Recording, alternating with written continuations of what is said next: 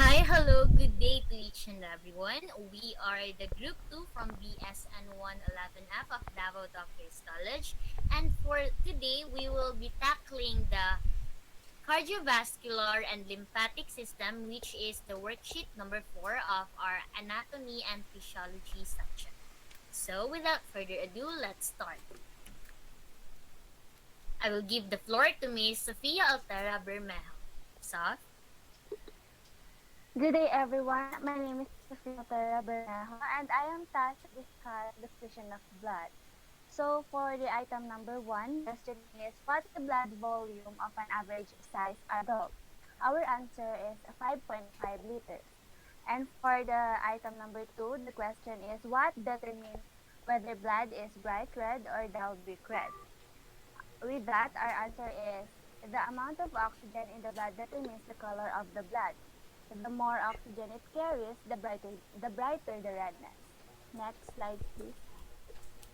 And for this part, for the key term, the number one is it means neutral loving. Fa- Sorry for the for the typo, but it's phagocytes. And our answer for that is the neutrophil. Number two is granulocytes, and it consists neu- neu- ah, neutrophil and eosinophil. Lastly, the basophil. Number three, also called the red blood cells, and it is the erythrocytes. Number four, the granulocytes. It is the monocytes and lymphocytes. And for the next is ancestral cells of plates. It is the megakaryocyte. Next, please.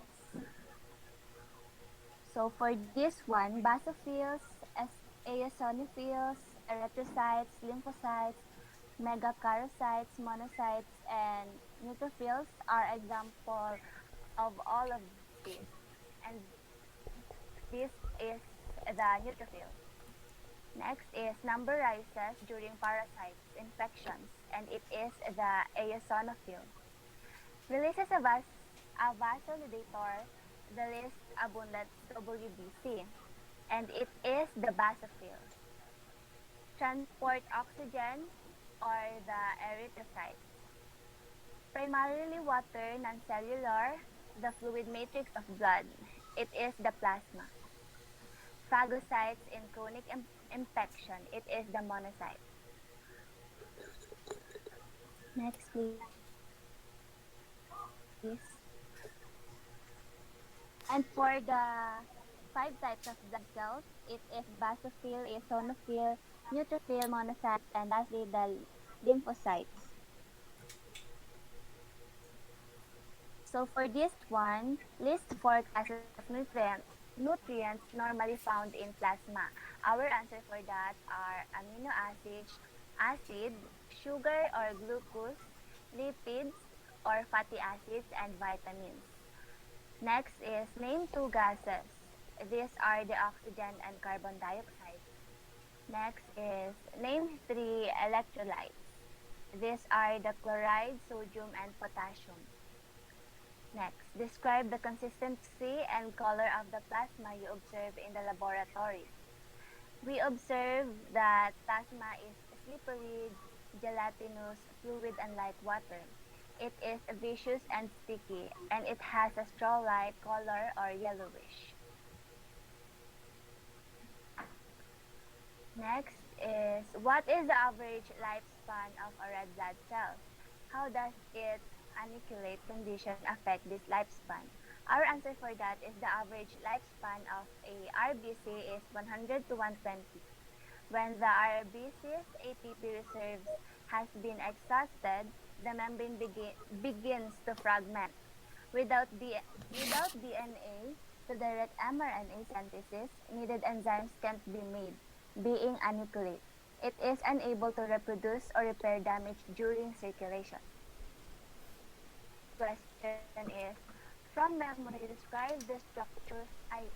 From memory, describe the structure characteristic of each of the following blood cells. Type as accurately as possible. that the percentage of each individual's total population of white blood cells. Okay, so let's proceed with his. So large red orange staining cytoplasmic granules, figure S shape or bilobed nucleus contain blue, red, 1 to 4% of WBC, and it is the eosinophils. And pale pink cytoplasm with the fine granules nucleus is multi-lobed and since deep purple to 40 to 70% of WBC. It is the neutrophils. Small cells with sparse, pale blue cytoplasms and large dark purple staining spherical nucleus. 20 to 45% of WBC is the lymphocytes. Coarse sparse dark blue cytoplasmic granules, large U or S shape, dark blue staining nucleus with two or more indentations, 0 to 1% of WBC is the basophils.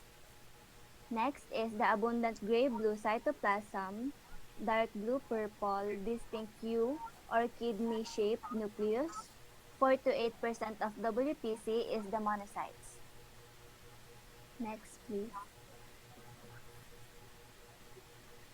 So for this one, correctly identify the blood pathologies describing in column A and matching with them selection from column B. So in the abnormal increase in the number of WBC, our answer for that is leukocytosis. And next one is the abnormal increases in the number of RBCs is the polycythemia. Next is the condition of too few RBCs or RBCs with hemoglobin deficiencies or what we call the anemia. Next one is the abnormal decrease in the number of WBC or the leukopenia. So moving on with this, let me call Miss Rem Crisini. Okay, thank you, Miss Bermejo. So, hi everyone, my name is Francisco Cusini. So, I'm going to report about the hematologic tests. So, number nine, it is broadly speaking why are hematologic studies of blood is important in diagnosis of disease. So, our answer is hematologic studies of blood are important in diagnosing diseases because blood composition reflects the health status of many body functions, and specific changes from the normal numbers or types of formed elements and or plasma constituents or characteristics of certain disease states. So next, number 10 in the chart that follows the record information from the blood test you can conducted.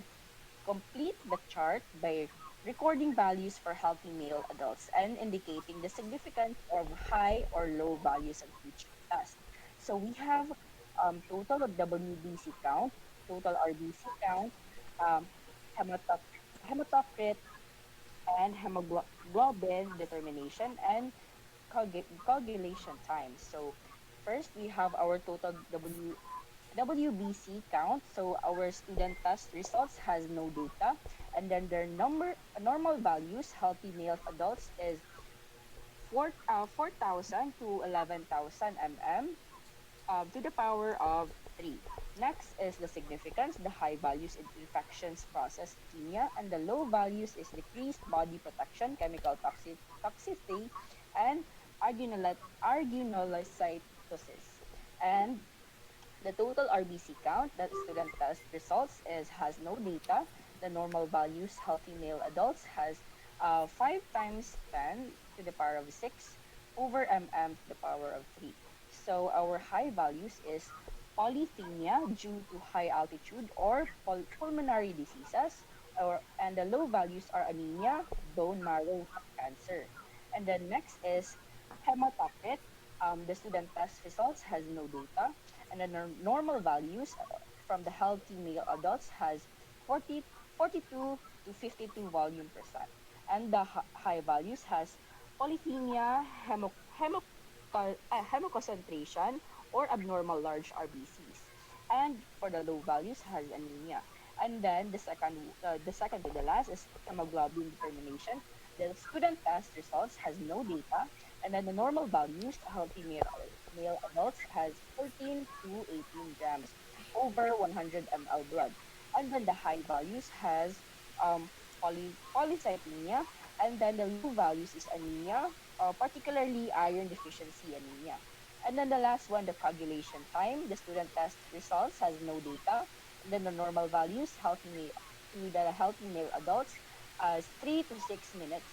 And then the high values has hemophilia, leukemia, increased clotting time.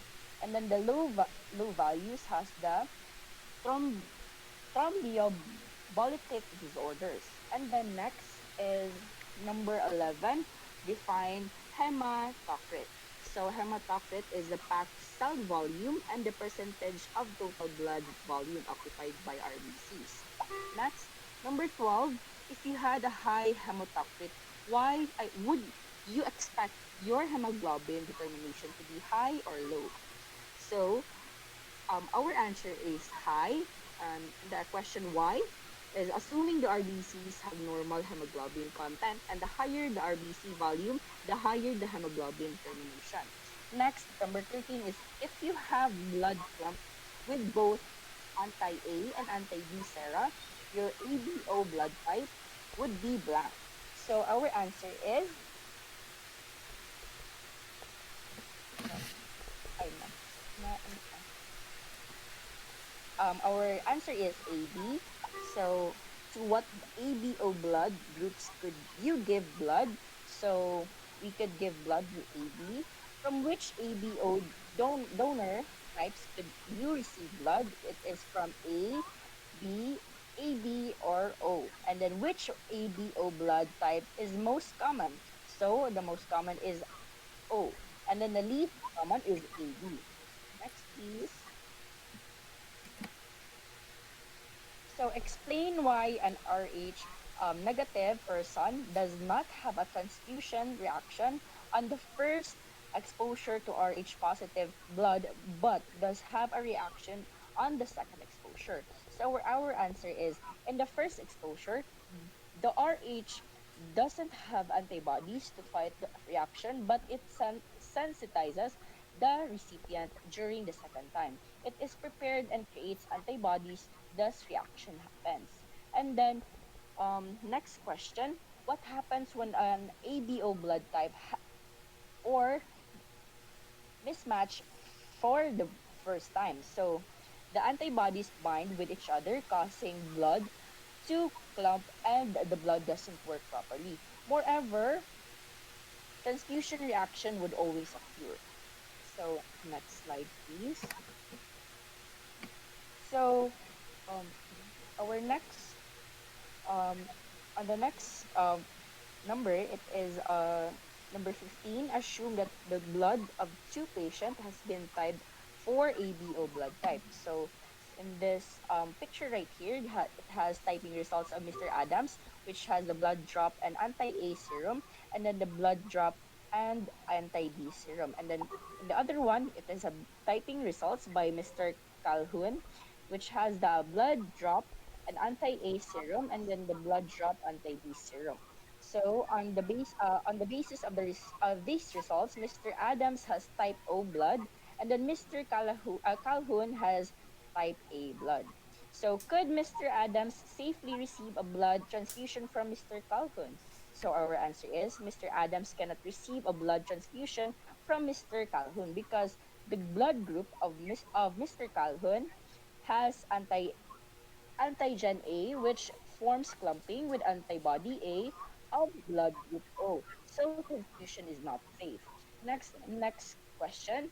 Could Mr. Calhoun safely receive a blood transfusion from Mr. Adams? Our answer is Mr. Calhoun can safely receive a blood from Mr. Adams because Mr. Adams have universal blood group that is O, which can donate blood to any other blood group, so transfusion is safe. Next slide, please.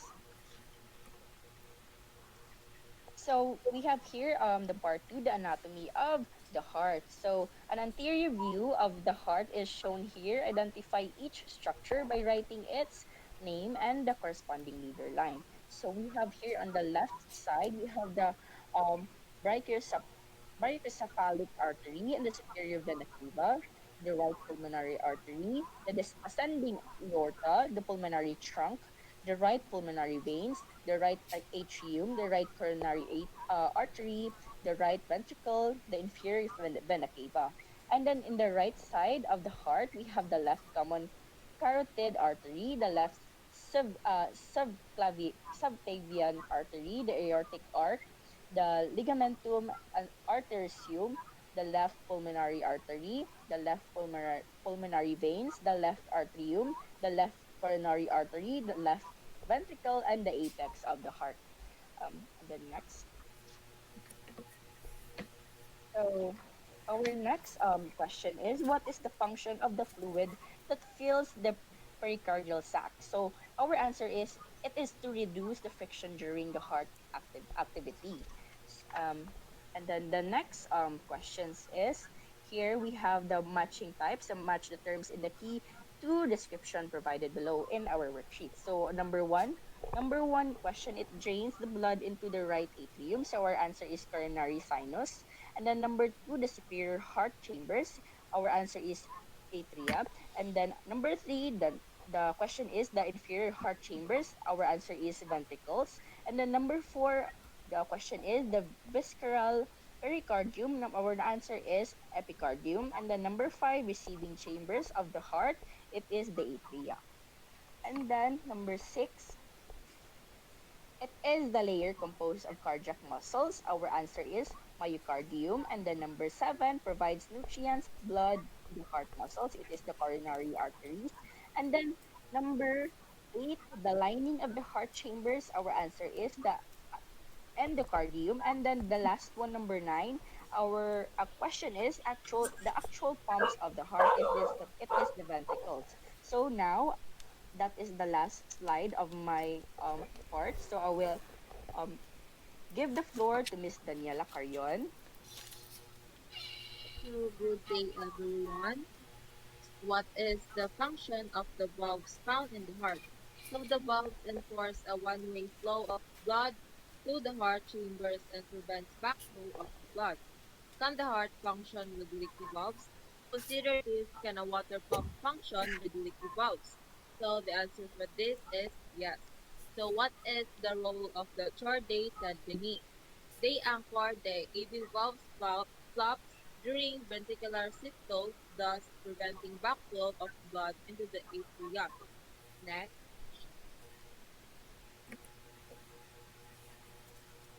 the pulmonary systematic and cardiac circulations.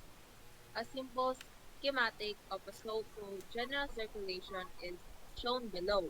What part of the circulation is missing from this diagram? So pulmonary circulation is missing. It is not distinct from systematic circulation.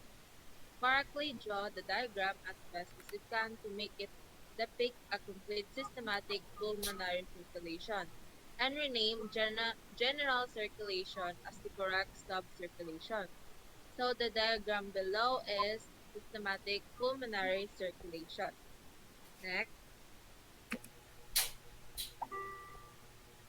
differentiate clearly between the roles of the pulmonary and systematic circulations.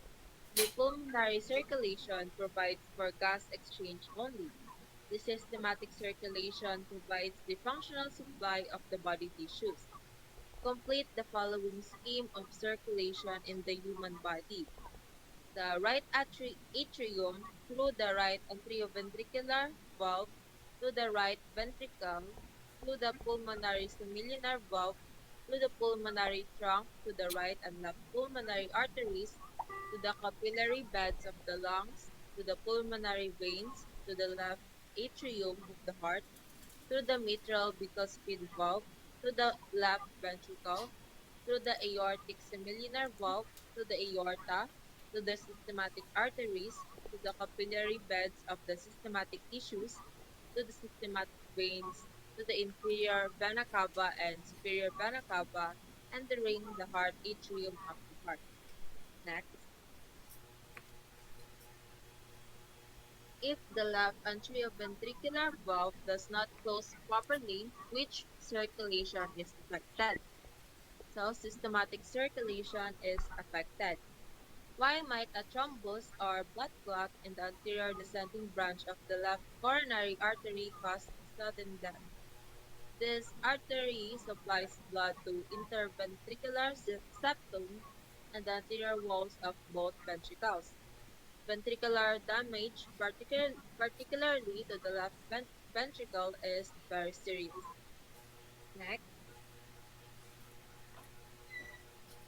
now let's proceed to microscopic anatomy of cardiac muscle. Add the following terms to the photo of cardiac muscle of the right. So this is the intercalated disc, the nucleus of cardiac fibers, the stri- striations, and the cardiac muscle fiber. So what role does the unique structure of cardiac muscle play on its function? So cardiac muscle cells form a functional syncytium by virtue of their intercalated disc. These structural features plus the special arrangement of cardiac muscle in the heart allows the pumping action of the heart to be carefully coordinated for maximum efficiency. Next, task 3, the anatomy of the blood vessels. So what is the most internal tunic? The tunica intima. So bulky middle tunic contains smooth muscle and elastin. The tunica media. Its smooth surface decreases friction. The tunica intima. Tunic of capillaries. The tunica intima. Next, the tunics of arteries and veins. Tunica intima, tunica media, and tunica externa. The tunic that is especially thick in arteries. The tunic media. Most superficial tunic. The tunica externa. Next, servicing the capillaries is the basic functions of the organs of the circulatory system. Explain this statement. Exchanges of nutrients, respiratory gases, and waste can occur only through thin capillary walls. All other vessels serve simply to feed or drain capillary beds. Cross-sectional views of an artery and a vein are shown here. Identify each by labeling the appropriate leader line. Also, respond to the related questions that follows. So this is the artery and this is the vein. Which of these vessels have valves? So veins have valves. Which of these vessels depends on its elasticity to propel blood along? Arteries. Next, next slide. Which depends on the skeletal muscle pump and changes during breathing. Veins. Explain this dependence. As muscle contract and release, the blood is moved through the veins towards the heart pressure. Changes that occur in the thorax during breathing also aid blood return. Why are the walls of arteries relatively thicker than those of the corresponding veins? So arteries are closer to the pumping action of the heart, so they must be able to expand as blood is propelled into them. And then we call possibly as the blood flows up into the circulation during diastole. They deliver oxygenated blood throughout the body, which is heavy due to the oxygen binded to it. So they must withstand high pressure and pressure fluctuations. On the other hand, veins carry lighter blood since there's no oxygen left in the blood and they are low pressure vessels. Next, so the major systematic arteries and veins of the body. The arterial system has one of these. The venous system has two. The brachiocephalic. These arteries supply the myocardium. Coronary. The more anterior artery pair serving the brain. External carotid. Longest vein in the body. The great venous. Artery on the foot checked after leg surgery. Dorsalis arteris. Next. Observe the posterior type, deep femoral. Arteries supplying the diaphragm, phrenic, formed by the union of the radial and ulnar veins. Brachial, two superficial veins of the arm, basilic and cephalic. Artery serving the kidney, renal. Testicular or ovarian veins, gonad, gonadal. Artery that supplies the distal half of the large intestine. Inferior mesenteric, drains the pelvic organs and lower limbs. Internal iliac. What's the external iliac drains into the pelvis? Common iliac. Major artery serving the arm. Brachii. Supply most of the small intestine. Superior mesenteric. What's the femoral artery becomes at the knee? Pop- Popliteal. An arterial trunk that has three major branches which run to the liver, spleen, and stomach. The cilial trunk. Major arteries serving the skin and scalp of the head. External carotid. Two veins that join forming the popliteal vein. Anterior tibial and posterior tibial. And lastly, the artery generally used to take the pulse at the wrist, the radial. So I'm passing the floor to the next reporter, Miss Debbie Capitan. Hello, good evening everyone. My name is Deborah S. Capitan and I am about to report or label the veins and the arteries. But before that, let us first define the difference between the arteries and veins. So both arteries and veins are tubes of muscle that your blood flows through. Arteries are the one that carries blood away from the heart to the rest of the body, while the veins push blood back to your heart. So flashed on your screen is the label of different arteries. So in anatomy, we have the common carotid arteries. The left and right common carotid arteries are the arteries that supplies the head and neck with oxygenated blood. So they are divided in the neck to form the external and internal carotid artery. The carotid artery is located in the inner side of the neck in contrast to the external carotid artery.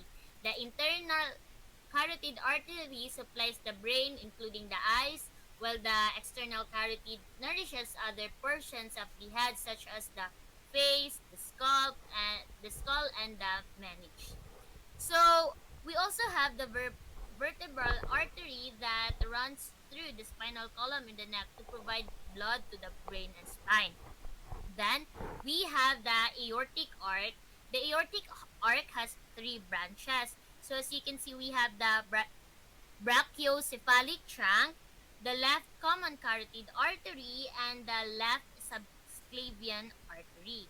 So these are the three branches of aortic arc. We also have the ascending aorta. We also have the brachial artery, the thoracic aorta, the superior mesenteric artery, the renal artery, the celiac trunk, the superior mesenteric artery, and the renal artery.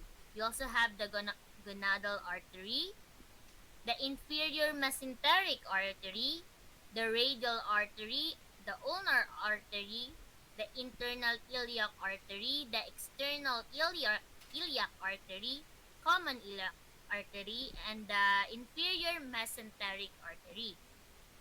On our leg side or on the foot side, we have the deep femoral artery, the femoral artery, the popliteal artery, the anterior tibial artery, the posterior tibial artery, the dorsalis pedis artery, and the arcuate artery. So the dorsalis pedis artery are the main artery in the foot that carries oxygenated blood to the dorsal surface of the foot. Next, we will proceed through the veins. So, as what I've said a while ago, veins are the one that pushes blood back to your heart. So, we have the external jugular vein, the vertebral vein, the internal jugular vein, the left subclavian vein, the left bryocephalic vein, the superior vena cava, the axillary vein, the hepatic vein, the basilic vein, the splenic vein, the hepatic portal vein, the superior mesenteric vein, the median cubital vein, the renal vein, the inferior vena cava, the ulnar vein, the radial vein, the common iliac vein, the external iliac vein, and the inferior mesenteric vein and renal vein. We also have the femoral vein, the popliteal vein, the anterior tibial vein, fibular vein, and the dorsal venous arch. So for number 7, we have trace the blood flow for the following situations. For the first situation, from the capillary beds of the left thumb to the capillary beds of the right thumb. So in anatomical language, the thumb is what we call the digital. So first we will start with the digital vein. It will start with the digital vein, then will proceed to the left radial vein, then goes to the left brachial vein, next is to the left axillary vein, then it will go to the left subclavian vein, then proceed to the left bra- brachiocephalic vein, next to the superior vena cava, the right atrium, then to the right ventricle, to the pulmonary trunk, to pulmonary artery, to lobar artery, to the pulmonary capillaries of the lungs. Then we'll go to the pulmonary veins, the left atrium, the left ventricle, aortic arch, brachiocephalic artery, the right subclavian artery, the right axillary artery, and the right brachial artery. Then it will go to the right radial artery before it reaches the digital artery. So for the next situation given is from the pulmonary vein to the pulmonary artery. By the way, off the right side of the sorry. Two so we have two pathways. So for the first pathway, the major pathway serves over 80% of cerebral tissue. So it will go to the pulmonary vein, the left atrium, next to the left ventricle, next to the aortic arc, next to the brachiocephalic trunk, next is to the right common carotid artery, next is to the right internal carotid artery. Then we will proceed to the right middle cerebral. Next is to the right anterior cerebral arteries. Then it will proceed to the capillary beds. Then we'll go to the dural sinuses. Next to the internal jugular vein. Then it will proceed to the brachiocephalic vein. Then it will go to superior vena cava. Then it will proceed to the right atrium, to the right ventricle, then followed by the pulmonary trunk. Then it will proceed to the pulmonary artery. So we will proceed to the second pathway. So this is the pathway that supplies occipital lobe and the part of the temporal lobe, which follows pathway 1 until brachiocephalic artery. Next, it will proceed to the right subclavian artery, the right vertebral artery, the basilar artery, the right posterior cerebral artery, the capillary beds, and it will return route same as pathway 1. Next, we have the special circulation. So for the pulmonary circulation, for the question, trace the pathway of a carbon dioxide gas molecule in the blood from the inferior vena cava until it leaves the bloodstream. Name all structures, vessels, heart, chambers, and other it passes through and route. So for this situation, we will go first with the inferior vena cava. Then it will proceed to the right atrium. Then it will proceed to the tricuspid valve. Then it will go to the right ventricle. Then it will proceed to the pulmonary semilunar valve. Then it will proceed to the pulmonary trunk. Then goes to the right or left pulmonary artery. Then we'll go to the lobar artery, then we'll go to the pulmonary capillary beds in the lungs, then finally it will go to the air sacs or the alveoli of our lungs. For the ninth situation, trace the pathway of an oxygen gas molecule from an alveolus of the lung to the right atrium of the heart.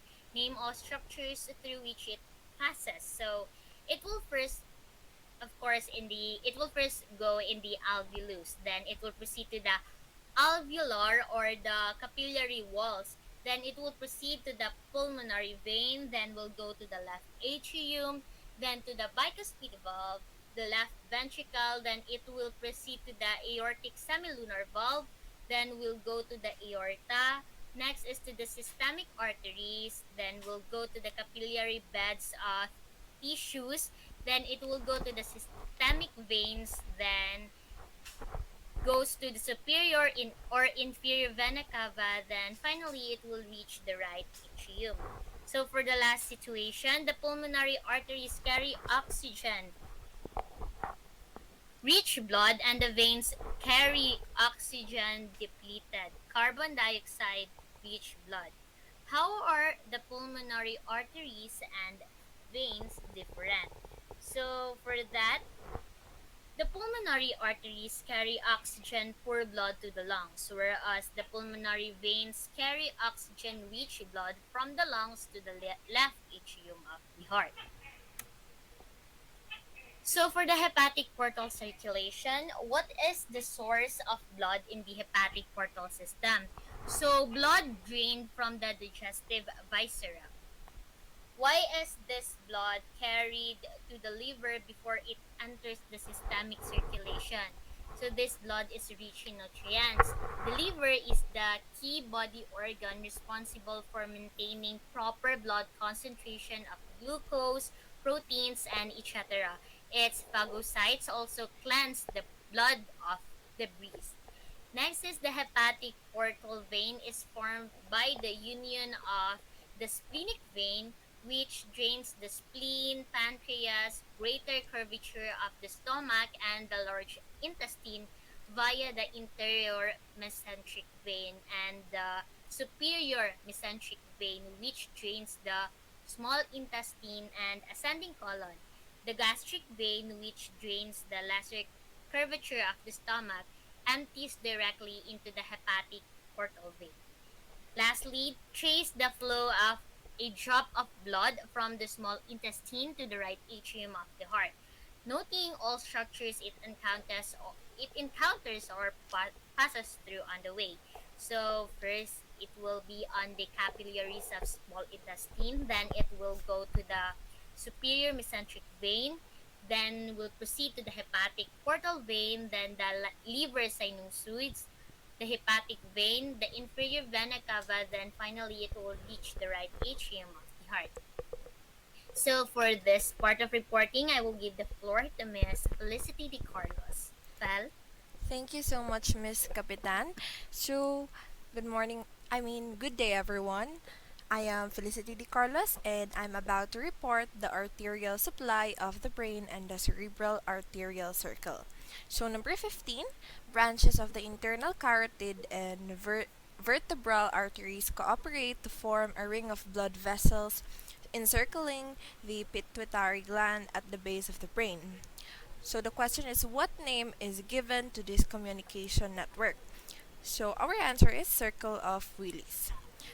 Follow-up question, what is its function? So it provides an alternate set of pathways for blood to reach brain tissue in case of impaired blood flow anywhere in the system. So number 16, what portion of the brain is served by the anterior and middle cerebral arteries? The bulk of the cerebral hemispheres. So follow-up question, both the anterior and the middle cerebral arteries arise from our answer is the internal carotid arteries. Trace the usual pathway of a drop of blood from the aorta to the left occipital lobe of the brain, noting all structures through which it flows. So the first is the aorta, and next is the left subclavian artery. Next is the left vertebral artery. Follows the basilar artery. Next is the left posterior cerebral artery. And lastly, the left occipital lobe. Number 18, let's move on to the fetal circulation.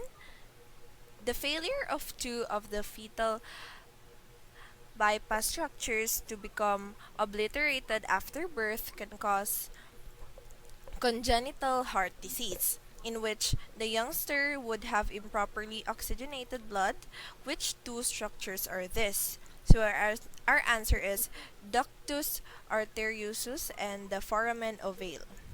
19. For each of the following structures, indicate its function in the fetus.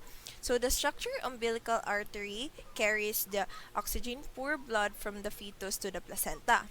The umbilical vein carries oxygen rich blood from the placenta to the fetus. The ductus venosus is the is it shunts blood through the fetal liver, bypassing the bulk of its tissue. The ductus arteriosus bypasses the fetal lungs by shunting blood from the pulmonary trunk to the aorta. The foramen ovale bypasses the lungs by shunting blood from the right atrium to the left atrium. So encircle the blood vessels that carries the most oxygenated rich blood. So our answer is the umbilical vein. Number 20, what organ serves as a respiratory or digestive or excretory organ for the fetus? So our answer is the placenta. Let's move on to the cardiac cycle.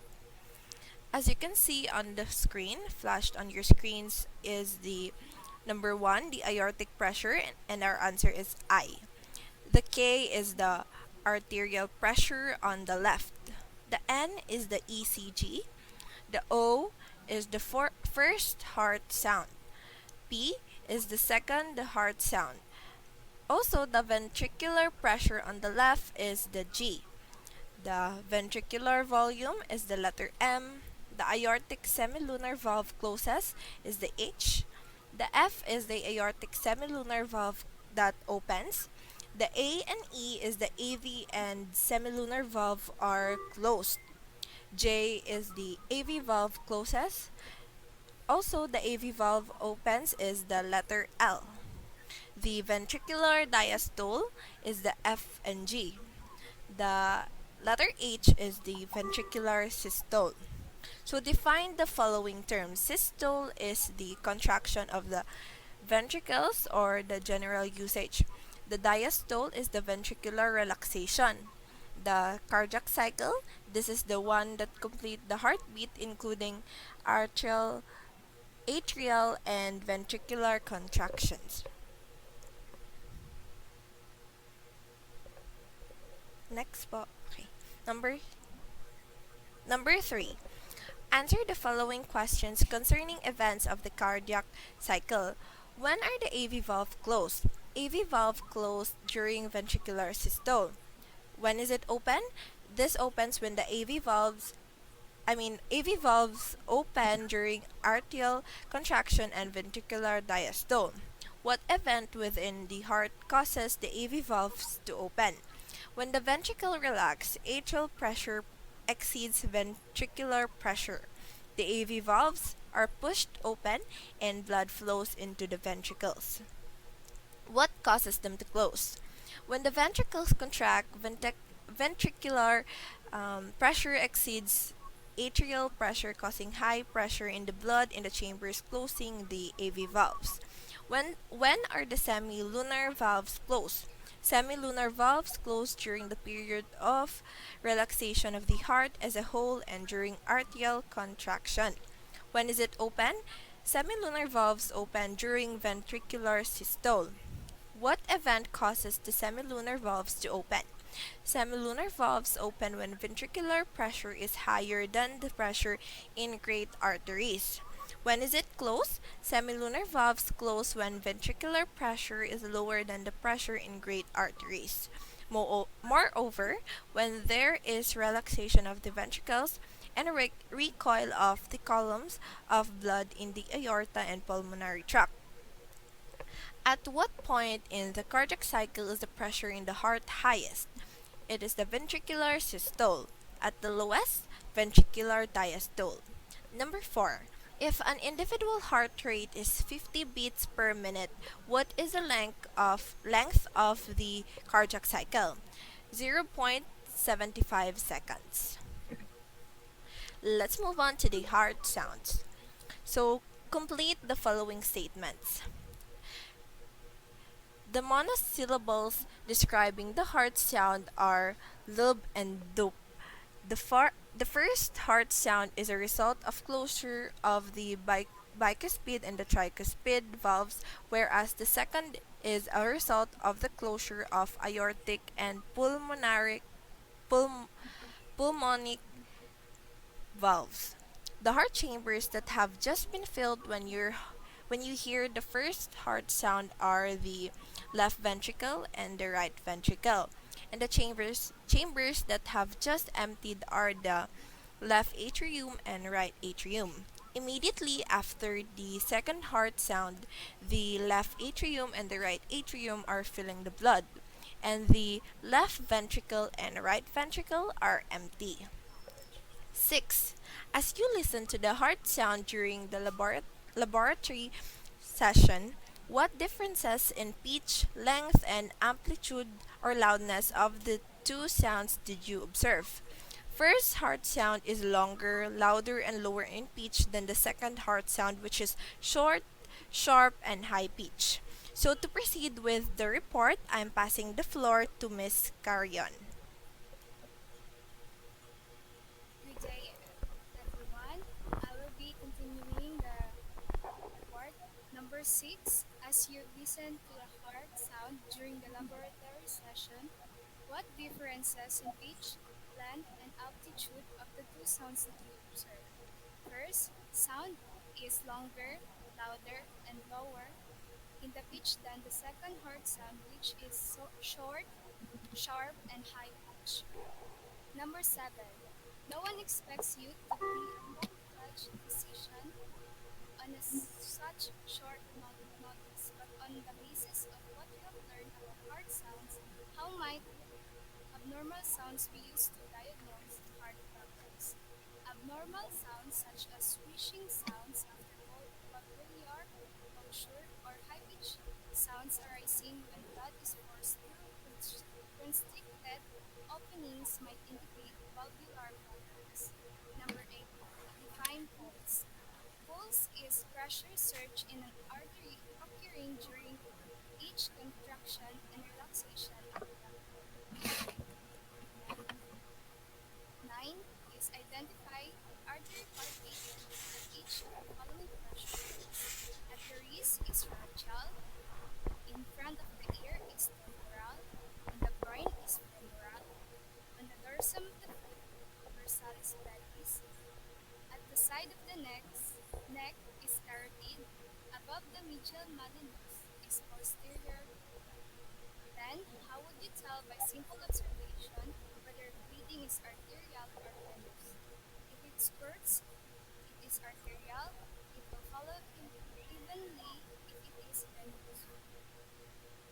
11 is define blood pressure. Pressure exerted by blood against the walls of the blood vessels. 12. Identify the phase of the cardiac cycle to which each of the following apply. Systolic pressure systole is ventricular contraction. Diastolic pressure is diastole or relaxation. Next, 13. What is the name of the instrument used to compress the artery and record pressures in the auscultatory method of determining blood pressure? It is manometer. What are the sounds of thorough cough?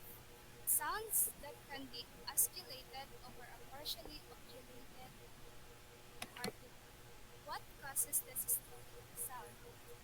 Sound of turbulent blood flow as it first begins to move through the constricted artery. What causes the disappearance of the sound? When blood is flowing freely, the artery is no longer constricted. Next, 15. Interpret for reading.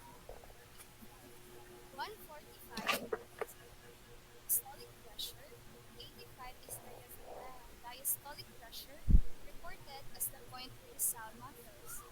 85 pulse is diastolic pressure reported as the point at which sound disappears.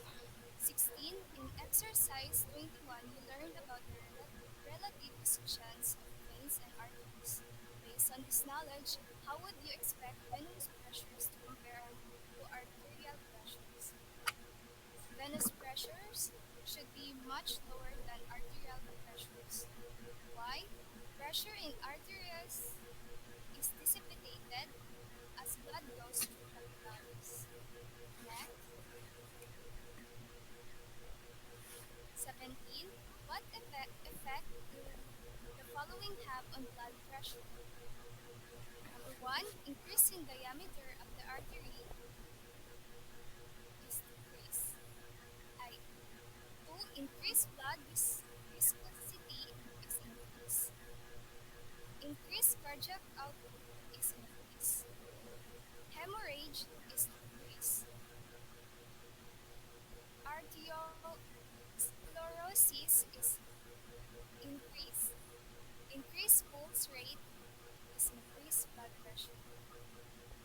18. In which position, sitting, reclining, or standing, is the blood pressure normally the highest? Standing is the highest, and the lowest is reclining. What immediate changes in blood pressure did you observe when the object stood up after having in the sitting or reclining position? Blood pressure decreased initially and then increased. Changes in the blood vessels might occur account for the change. Upon standing, gravitational pull caused blood pooling in the lower part of the body, then vasoconstriction initiated by the vascular center caused blood pressure to rise. After the subject stood for 3 minutes, what changes in blood pressure did you observe? Blood pressure decreased once again. How do you account for this change? Decreased activity of the sympathetic nervous system. 19. What was the effect of exercise on blood pressure? It increased the blood pressure. On pulse, it increased the pulse. Do you think these effects reflect changes in cardiac output or in peripheral resistance? Cardiac output has vasoconstriction of specific vascular beds, especially GI tract. Next,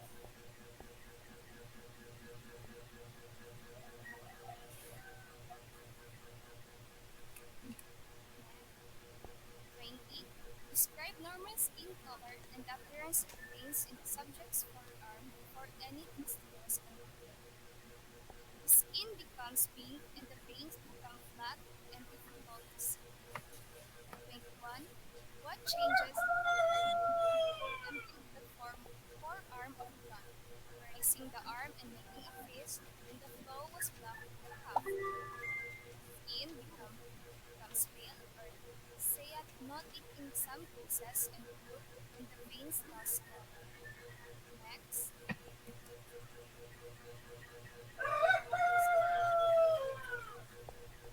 in number 1, show the main structures of the lymphatic system.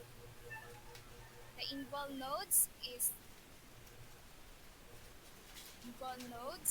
the lymphatic vessels of the lower limb, palatine tonsil, thoracic duct, lymph policies, small in the small intestine or the Peyer's patches, submandibular nodes, cisternal intestinal nodes, axillary nodes, right lymphatic duct, lymphatic vessels of the upper limb, iliac nodes, popliteal nodes, and cervical nodes.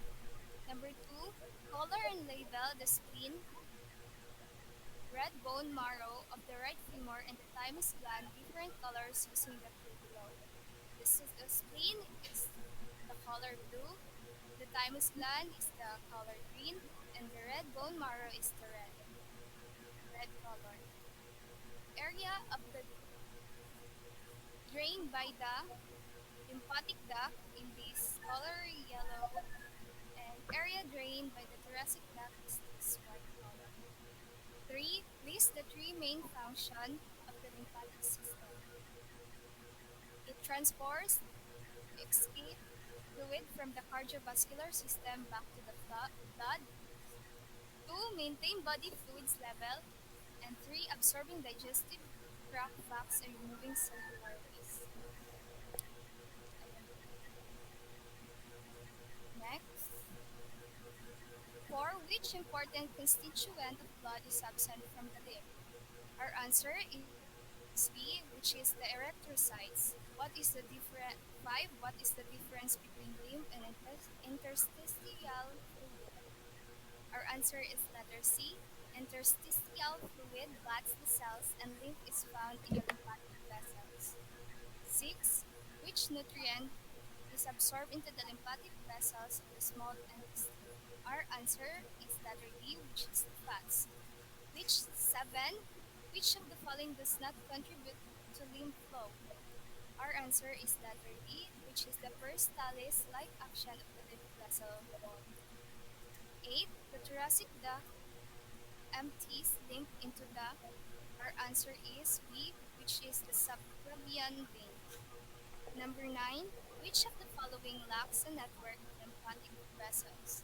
Our answer is letter A, which is brain and cranial. I will be passing the floor to Mr. Faisal Bayani.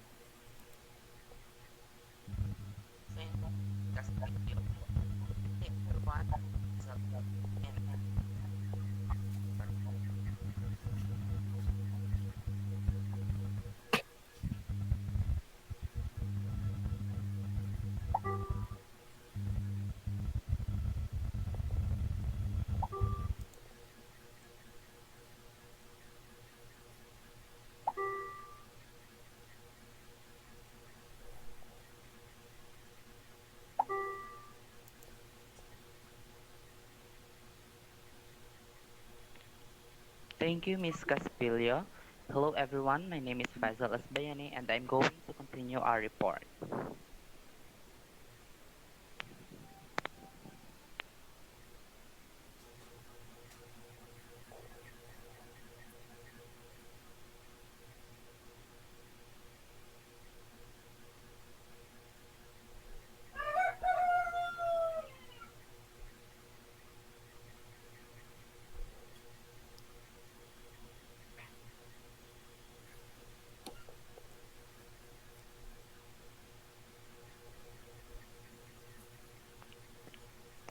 Completion.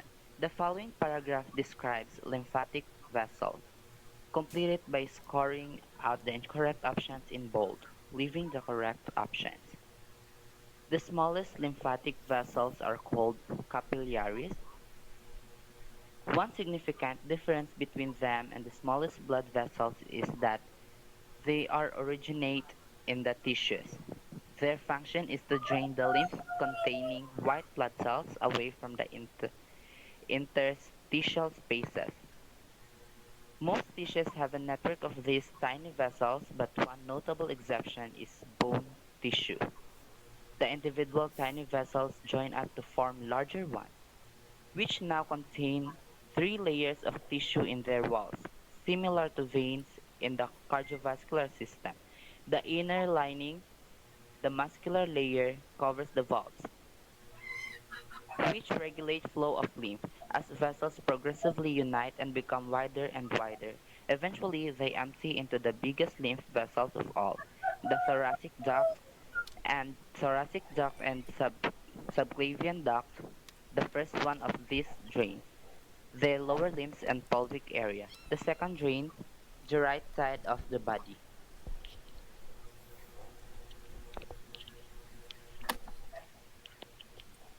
Number 11 shows the internal structure of a lymph node. Label the structure indicated and color the capsule and associated trabeculae. Trabeculae. Number 1, we have trabeculae, we have valve, capsule, subcapsular sinus, and cortex.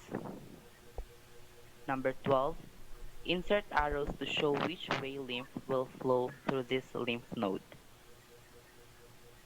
We have the afferent lymph vessel, afferent lymph, and efferent lymph vessel at hilum of node, afferent lymph vessel. Number 13, lymph flows through how many lymph nodes before returning to the bloodstream? At least one lymph node.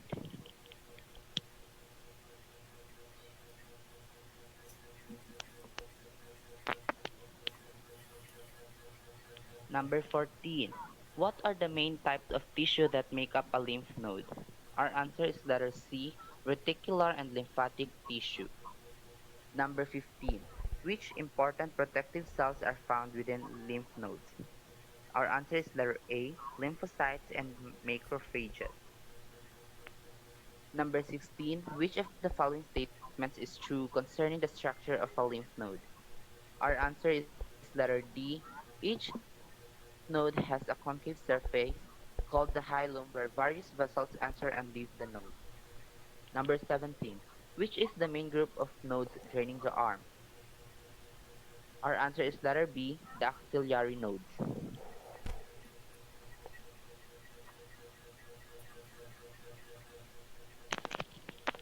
Define the term phagocytosis. It is the process of cell eating where a cell engulfs and ingests a particle like microorganisms or foreign particle and eliminates it through enzymatic digestion. Next, lymph nodes filter and clean lymph. List four types of particulate matter that are removed from the lymph. Our answer is pathogens, bead blood cells, cancer cells, and carbon. What happens to organic material phagocytosed in the lymph node? The organic material that is usually considered unwanted is phagocytized and the lymph node. The chemical signals are associated with the attraction of the phagocyte to the place where the organic material is present. The cells that phagocytize the organic material move through the movement that is known as chemotaxis. These cells engulf the organic material and then chilling the cells with oxidants and nitrous oxides occur. Next, what happens to inorganic materials phagocytosed in the lymph nodes? Macropha- Macrophages and antibodies destroy organic debris in the lymph nodes. Phagocytosis cannot destructively eliminate certain inorganic inhaled particles. These are either no harm or destroy the cell within the macrophages.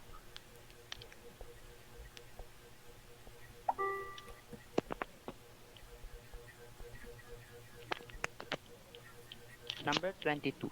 For each of the following key choices, decide whether it applies to the lymph nodes, the spleen, or the thymus, and complete the table. For spleen, we have bean-shaped, largest lymphatic organ, red blood cells destroyed here, stores blood, lies immediately below the diaphragm, and synthesizes red blood cells in the fetus. Thymus.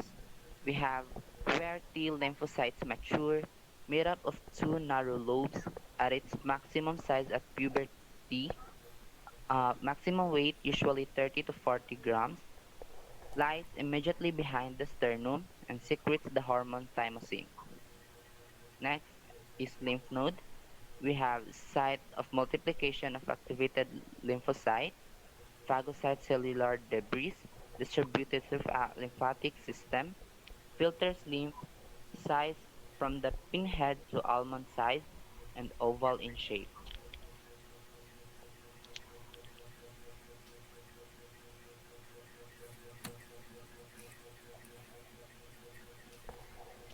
Number 23 shows the main structures that lie around the thymus gland. Color and match the following. We have a thymus gland, color green, thyroid gland, color yellow, trachea, color red, orange, aortic arc, we have white, right and left lungs for violet, superior vena cava, white, left subclavian artery, red, left internal jugular vein, blue, left common carotid artery, color, red, again, uh, left internal jugular vein, left brachiocephalic vein, blue, left subclavian vein, blue. Number 24. Label the blood vessels on figure 6.3. Color the arteries in red and the veins in blue. We have the thyroid gland, trachea, right lobe of thymus, right lung, left internal jugular vein, left common carotid artery, left subclavian artery, left subclavian vein, left brachiocephalic vein, left lobe of thymus, and left lung. Okay, so for the deep dive, that requires the video clip presenting our demonstration for the following movements on checking our central and peripheral pulses using our finger pads and stethoscope.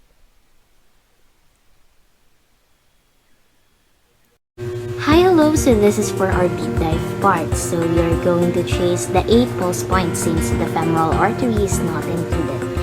Enjoy! Hi, my name is Deborah Sass Capitana, and for the first pulse point, the temporal artery, we will going to find it. So we are going to find first the tragus of the ear, this, and our zygomatic arc or our cheekbone. So in between them, you can find the temporal artery. This is usually assessed during head-to-toe assessment. So for the second pulse point, we are going to find the carotid artery pulse that is found in our neck. So first we are going to find the jaw because we are going below it. So below the jaw, we are going to find the trachea and the sternomastoid. And in between them, you can find the carotid artery. So this assessment is usually done during CPRs in adults. Good day everyone, I am Daniela Carion and I'm going to assess and locate the apical pulse of the body. In assessing the apical pulse, first find the landmarks, find the sternal notch, which is this notch up here, then go down to the angle of Lewis and you're gonna go to the second intercostal space, midclavicular. So this is about midclavicular. We're gonna go to the second intercostal space, which is about right here. Now we got to get to the fifth intercostal space because this is where our pulse is. So our pulse is located here in this area. Then we're going to take our stethoscope and we will listen and assess the pulse. Hi everyone, so my name is Ma'am Jutsi Christine and I'm going to show you on how to check your central and peripheral pulses in your brachial artery. Now let's find the pulse point in the arm, which is the brachial artery. And this is a major artery found in the upper arm and it will actually go and divide into two, the radial and the ulnar artery. We use this pulse point for whenever we are assessing the blood pressure and during the CPR in an infant. We will check this site, and however, you want to check the size, you want to have the patient extend their arm and turn their arm out, where the palm are facing upward. To find this artery, you want to find the area, the cubital fossa, which is the triangular area in front of the elbow. And the brachial artery is found near the top of this cubital artery in this location right here. So that's it guys, that is how to assess and check your central and peripheral pulses in your brachial artery. So thanks for watching. Hi everyone, my name is Sofia Alter Clasio Bermejo and I'm going to demonstrate to you on how to locate or find your radial pulse. To find your radial pulse, you need to find or locate the radial artery and it can be found right below the thumb. Radial artery helps provide circulation to our arms and hands, and we are commonly using this pulse point on measuring a pulse rate in an adult. Your radial pulse can be taken on either wrist of your hand. Use the tip of your index finger and third finger of your other hand to feel the pulse in your radial artery. Apply just enough pressure so you can feel the beat. Radial artery helps provide circulation to our arms and hands. Hi guys, I'm Felicity Carlos and we're going to locate today the popliteal pulse point.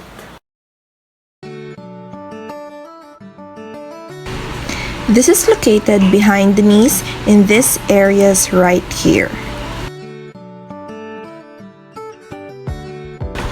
To find the pulse point, you're gonna flex the knee and you're gonna tighten your hands behind the knee and you will find it at the middle area of popliteal fossa, which is a diamond-shaped area behind the knee. This artery is deep, so helping to bend the knee will help you find the popliteal pulse point.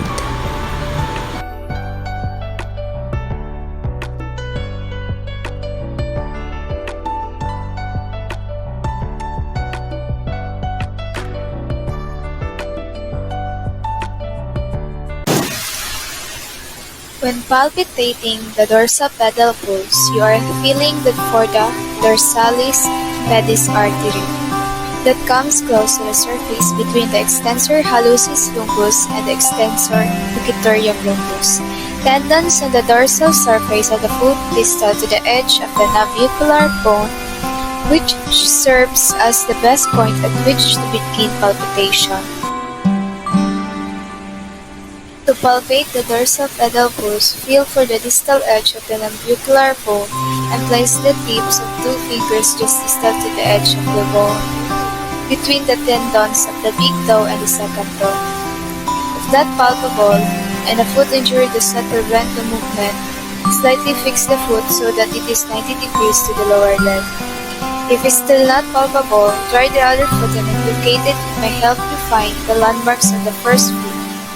If you had any difficulty locating the pulse, consider marking the foot where it was located. Hi guys, I am Faisal S. Bayani and now we're going to locate the posterior tibial pulse.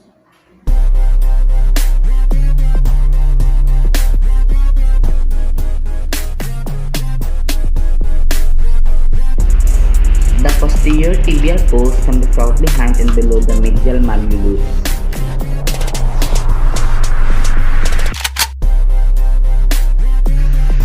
To check your posterior tibial pulse, gently flex the knee and put your hand anteriorly around the ankle and feel for the popliteal pulse by deep palpation in midline in popliteal fossa.